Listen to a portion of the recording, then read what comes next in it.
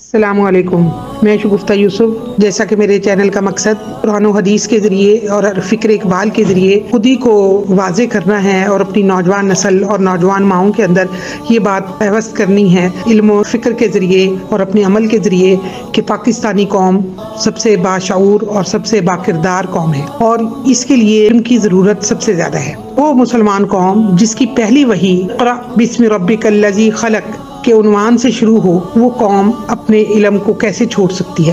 تو اس لیے علم جو ہے وہ اللہ رب العالمین کے نزدیک سب سے پہلی چیز جو ہے وہ علم کی وجہ سے اللہ تعالیٰ نے انسان کو اشرف المخلوقات کا درجہ دیا باقی ساری مخلوق پر۔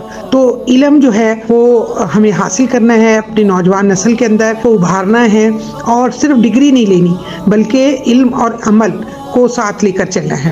علم ایمان کا بھی رہنما ہے، یعنی علم ہوگا تو ہمیں اپنے ایمان کی روشنی، اپنے ایمان کی صحیح بنیادوں کا پتہ چلے گا۔ اور پھر اس کے بعد جو میں عمل کی بات کرتی ہوں کہ علم ہی عمل کا رہنما ہے، اور وہ رہنمائی قرآن و حدیث اور فکر اقبال سے انشاءاللہ میں اپنی ویڈیو کے ذریعے سے آپ کو آہستہ آہستہ اپنے علم جو مجھے اللہ رب العالمین نے تھوڑا بہت دیا ہے اس پر میں آپ کو ضرور بتاتی رہوں گی۔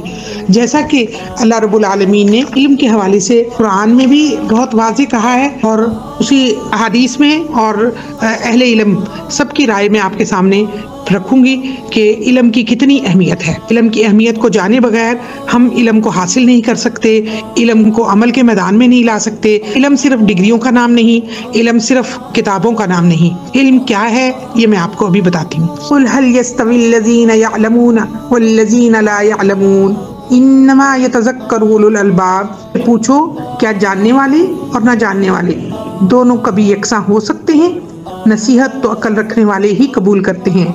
یہ سورہ زمر کی آیت نمبر 9 میں نے آپ کے سامنے تلاوت کی اور ترجمہ بیان کیا۔ دراصل اللہ رب العالمین اس آیت میں علم والے اور بے علم لوگ دونوں کا موازنہ کر رہے ہیں، اور یہ کہہ رہے ہیں کہ دونوں کبھی بھی برابر نہیں ہو سکتے۔ نہ ان کی دنیا برابر ہو سکتی ہے، ایک جیسی ہو سکتی ہے، اور نہ آخرت میں نتیجہ برابر ہو سکتا ہے۔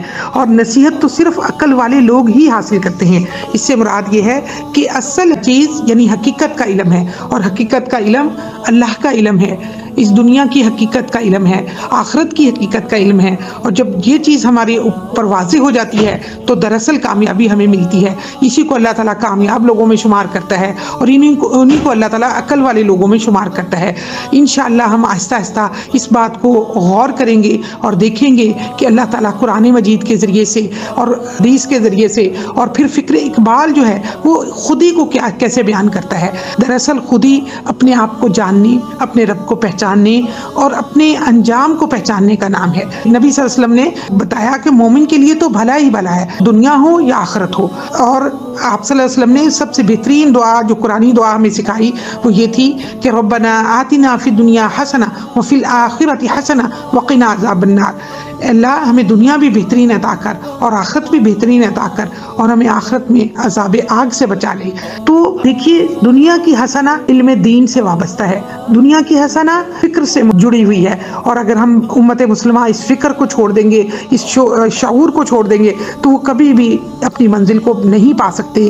خودی کو کر بلند اتنا کہ ہر تقدیر سے پہلے خدا بندے سے خود پوچھے بتا تیری رضا کیا ہے۔ قرآن حکیم کی آیات کے بعد بہت سی احادیث نبوی بھی روایت کی گئی ہیں کہ جن کے اندر یہ بیان کیا گیا ہے کہ اللہ تعالیٰ کے ہاں اور لوگوں کے نزدیک علم کی فضیلت اور علماء کی قدر و منزلت کیا ہے۔ علوم میں سب سے بہترین علم دین کا علم ہے۔ یہی وہ علم ہے جس کے ذریعے انسان اپنی اور اپنے رب کی معرفت حاصل کرتا ہے، اپنے مقصد تک پہنچنے کے لیے اس سے رہنمائی پاتا ہے، اسی سے اس کا راستہ روشن اور واضح ہوتا ہے۔ اسی علم کے ذریعے وہ جانتا ہے کہ اس کے حقوق کیا ہیں اور فرائض کیا ہیں۔ مزید برآں یہ علم ہی ہے جس کے ذریعے ایسی حقیقت کی پردہ کشائی ہوتی ہے جو لوگوں کے لیے حق کی طرف رہنمائی کا باعث بنتی ہے، انہیں بھلائی کے قریب کر دیتی ہے، اور ان کے نفع و نقصان کو ان کے سامنے کھول کر رکھ دیتی ہے۔ رسول صلی اللہ علیہ وسلم نے فرمایا اللہ کسی کے ساتھ بھلائی کرنا چاہے تو اسے دین کا فہم و شعور عطا کرتا ہے۔ اور دوسری جگہ ایک حدیث میں نبی صلی اللہ علیہ وسلم نے فرمایا جو آدمی حصول علم کے راستے پر نکلتا ہے اللہ تعالیٰ اس کے لیے جنت کا راستہ آسان کر دیتا ہے۔ اگر کوئی گروہ اللہ کے گھروں میں سے کسی کے گھر میں جمع ہو اور وہاں یہ لوگ اللہ کی کتاب کو پڑھیں، افہام و تفہیم کی خاطر بہمی گفتگو کریں، تو فرشتے انہیں ڈھانپ لیتے ہیں۔ اللہ کی طرف سے ان پر سکینت نازل ہوتی ہے اور اس کی رحمت ان پر چھا جاتی ہے۔ اللہ ان کا تذکرہ اپنے ان بندوں سے کرتا ہے جو اس کے پاس ہیں، یعنی فرشتے۔ آئندہ کسی نئے ٹاپک کے ساتھ دوسری ویڈیو میں ملیں گے۔ السلام علیکم ورحمۃ اللہ وبرکاتہ۔